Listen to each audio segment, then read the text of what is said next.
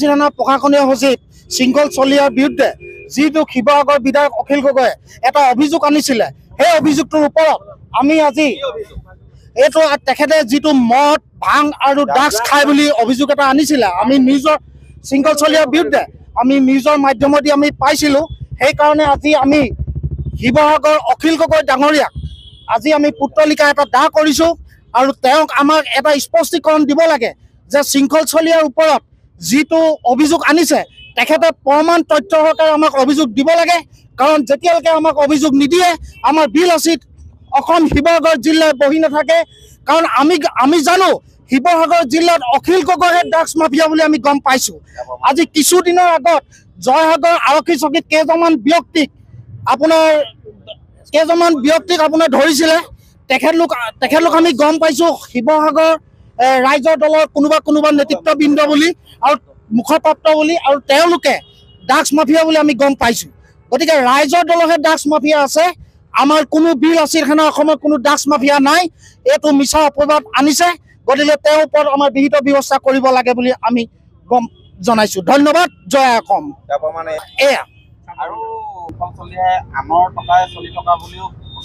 নহয়, এইটো তেখেতে মিছা অভিযোগ কৰিছে। আনৰ টকাত তেওঁহে চলি আছে। কাৰণ তেওঁ যিটো হাৱাই চেণ্ডেল পিনে এটা বেগ লৈ তেওঁহে আপোনাৰ ৰাইজৰ টকা সংগ্ৰহ কৰি তেওঁ ভালকে চলি আছে।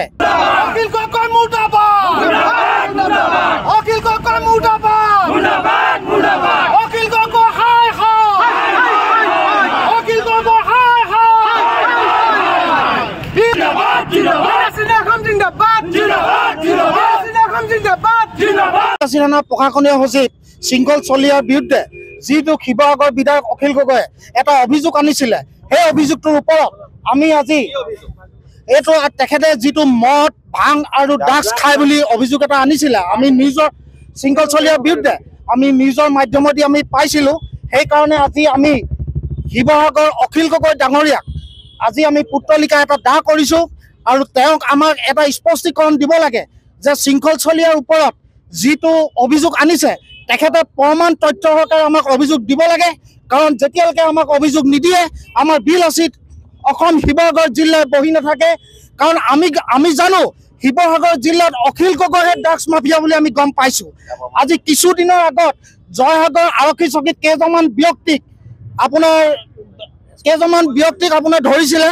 তেখেতলোক আমি গম পাইছোঁ শিৱসাগৰ ৰাইজৰ দলৰ কোনোবা নেতৃত্ববৃন্দ বুলি আৰু মুখপাত্ৰ বুলি, আৰু তেওঁলোকে ড্ৰাগছ মাফিয়া বুলি আমি গম পাইছোঁ। গতিকে ৰাইজৰ দলৰহে ড্ৰাগছ মাফিয়া আছে, আমাৰ কোনো বিলাসীৰ খানা অসমত কোনো ড্ৰাগছ মাফিয়া নাই। এইটো মিছা অপবাদ আনিছে। গতিকে তেওঁৰ ওপৰত আমাৰ বিহিত ব্যৱস্থা কৰিব লাগে বুলি আমি গম জনাইছোঁ। ধন্যবাদ। জয় অসম। এয়া নহয়, এইটো তেখেতে মিছা অভিযোগ কৰিছে। আনৰ টকাত তেওঁহে চলি আছে। কাৰণ তেওঁ যিটো হাৱাই চেণ্ডেল পিনে এটা বেগ লৈ তেওঁহে আপোনাৰ ৰাইজৰ টকা সংগ্ৰহ কৰি তেওঁ ভালকে চলি আছে।